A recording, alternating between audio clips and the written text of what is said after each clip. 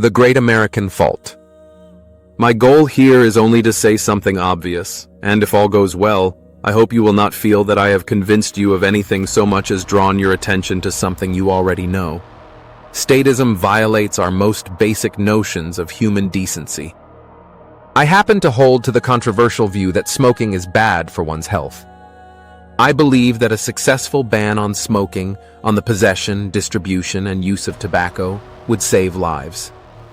And yet, I am unwilling to gather my friends and kick in doors, to point guns at people in their homes, to drag them from their dwellings, and hog-tie their women in front of crying children, to lock them in cages or to kill them, should they resist. Neither could I bring myself to target their employers and force them to implement regular tobacco testing and fire those who were unwilling or unable to comply. I would be unwilling to implement a nicotine-free ID system and to use it to strong-arm businesses into barring smokers.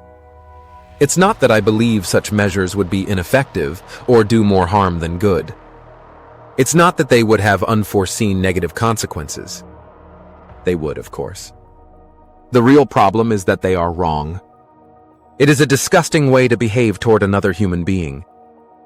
It also seems clear to me that it makes matters no better, though it could make them worse, if I were to contract with an agency to do such things. If, as in some fevered twilight dream, there were an organization that operated by periodically holding a popularity contest, and the man who won then directed an agency to do such things, it would be immoral for me to vote for him. To put the matter more bluntly, if an action is wrong, then it is wrong for everyone. If it is wrong for me to carry out some action, then it is wrong for me to support a group to perform such an action. It doesn't matter how convoluted the causal chain of violence between myself and my brother. What matters is that I am on the one end, and he is on the other. If we choose to beat someone, it doesn't matter how long the stick is or what is its shape. What matters is that we are beating them. The state is a long and oddly shaped stick, and if we cannot agree that grasping it and attempting to beat each other with it is wrong, then there can be little hope for a peaceful and united society. There has been much talk of late of a national divorce, of the ever more dire seismic shocks indicating an impending earthquake that threatens to permanently separate the country. I suggest that this is and ought to be the most minimal description of that fault line. The fault line in the impending American divorce is simply the degree and extent to which we are willing to leave each other alone. Let's make the argument more explicit. 1.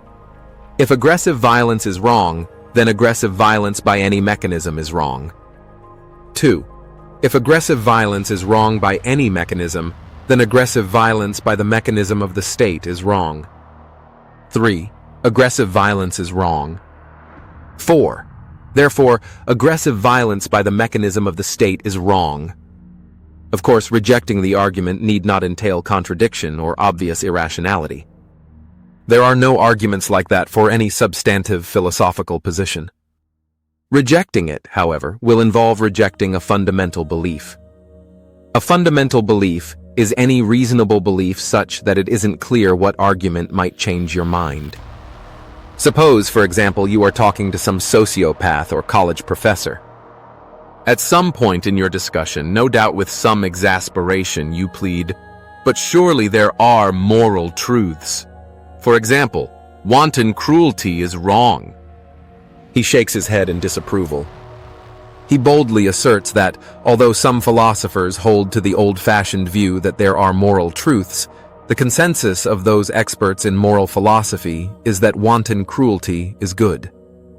You have probably reached an impasse. For various reasons, it isn't clear what could convince me that wanton cruelty is good. It isn't clear to me what to make of the claim or of the person espousing it. Has he gone mad? Is he joking? Are we using language in radically different ways? One might claim that aggressive violence is sometimes permissible, perhaps on consequentialist grounds, or that there is some process of committing what would otherwise be a sin such that, in just that special case, it is not a sin. In either case, I find myself in the same position as trying to understand someone who is passionately arguing in favor of wanton cruelty. I'm happy to entertain the notion, but it seems clear that we will be at an impasse. Non-aggression is such a fundamental moral principle that any debate over it is likely intractable. The second point I want to make here is that the argument cuts across the left-right spectrum. Those of us who are culturally conservative and wish to promote traditional values need to examine what side of this line we are on. We may disagree, for example, with our neighbor's decision to dress as the opposite sex, or to be openly homosexual or promiscuous, but would we support a regime that wished to criminalize such behavior? Would we lend our support in any way to aggression against such people? We are a nation that is no longer united in our fundamental beliefs, and the only value that can unite a people who are so fundamentally divided is that we ought, at the very least, leave each other be.